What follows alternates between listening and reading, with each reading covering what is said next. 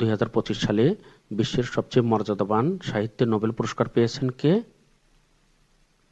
Laszlo Krasznahorkai. 2025 সালে সাহিত্যে নোবেলজয়ী Laszlo Krasznahorkai কোন দেশের সাহিত্যিক? হাঙ্গেরি। শান্তিতে নোবেল পুরস্কার ঘোষণা করে কোন প্রতিষ্ঠান? Norwegian Nobel committee. সর্বোচ্চ 3 বার নোবেল শান্তি পুরস্কার পেয়েছে কোন সংস্থা?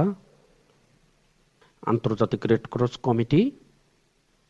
জাতিসংঘের উদ্যোগে প্রতি বছর কোন দিনটি আন্তর্জাতিক কন্যা শিশু দিবস হিসাবে পালিত হয়? 11 অক্টোবর। বাংলাদেশের কোন 2টি প্রতিষ্ঠান হালাল পণ্যের সনদ প্রদান করে থাকে?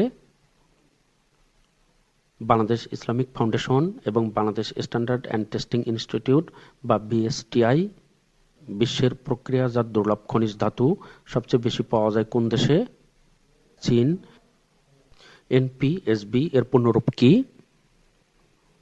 National payment Swiss Bangladesh.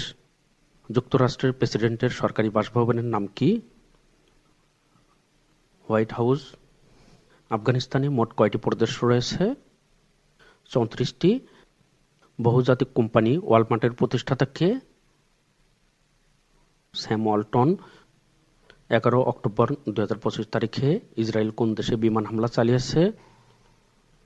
Lebanon. ফক্সওয়াগন group কোন দেশভিত্তিক গাড়ি নির্মাতা প্রতিষ্ঠান? জার্মানি। গ্রিনল্যান্ড সহ আর্কটিক ও উত্তর আটলান্টিক অঞ্চলের নিরাপত্তা জোরদার করতে প্রতিরক্ষা খাতে অতিরিক্ত $420 কোটি বরাদ্দের ঘোষণা দিয়েছে কোন দেশ? ডেনমার্ক। সম্প্রতি ইরানি তেল, পেট্রোলিয়ামজাত পণ্য এবং পেট্রোকেমিক্যাল বাণিজ্যের সঙ্গে জড়িত থাকায় ভারতের কতটি প্রতিষ্ঠান ও ব্যক্তির উপর নিষেধাজ্ঞা আরোপ করেছে যুক্তরাষ্ট্র? 9টি প্রতিষ্ঠান ও 8 জন ব্যক্তি।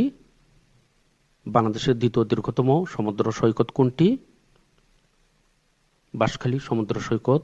প্রথম কক্সবাজার সমুদ্র সৈকত।